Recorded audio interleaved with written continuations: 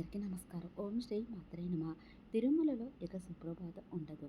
ఇక నుండి మన తిరుమలలో ఈ నెల 16 నుండి జనవరి 14 వరకు సుప్రభాతం ఉండదు. సుప్రభాతానికి బదులుగా తిరుప్పావై ఉంటుంది. డిసెంబర్ 16 నుండి జనవరి 14 తేదీ వరకు ధనుర్మాసం. డిసెంబర్ 17 తేదీ నుండి సుప్రభాత స్థానంలో తిరుప్పావై.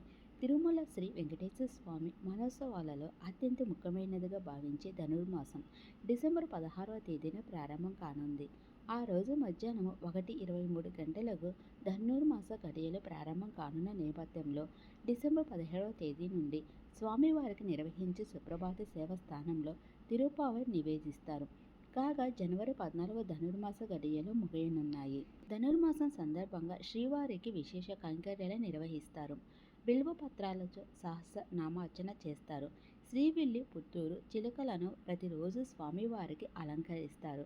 ధనుర్మాసం సందర్భంగా శ్రీవారికి విశేష నైవేద్యాలుగా దోశ, బెల్లం దోశ, సుండలు, సీర, పొంగల్ వంటి ప్రసాదాలను నివేదిస్తారు. ధనుర్మాసానికి విశేష ప్రాధాన్యం. పురాణాల ప్రకారం ధనుర్మాసంలో దేవతలు సూర్యోదయానికి 1:30 గంట ముందుగా నిద్ర లేచి బ్రహ్మ ముహూర్తంలో శ్రీ మహావిష్ణువుని ప్రత్యేకంగా ప్రార్థిస్తారు. కావున ఈ మాసానికి సౌరమాసంలో ప్రత్యేక ప్రాధాన్యం ఉంది. అండాల్ తిరుప్పావై పారాయణం. 12 మంది అల్వార్లలో శ్రీ అండాల్ అంటే గోదాదేవి ఒకరు. ఈమెను నాచియర్ అని కూడా పిలుస్తారు.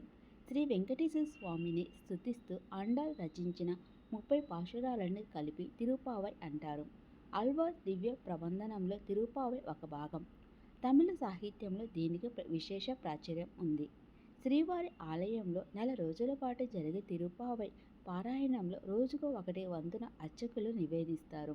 ఈ సందర్భంలో సాధారణంగా భోగ శ్రీనివాసమూర్తికి బదులుగా శ్రీకృష్ణ స్వామివారికి ఏకాంత సేవ నిర్వహిస్తారు. ఈ తిరుప్పావై పఠనం పూర్తిగా ఏకాంతంగా జరుగుతుంది.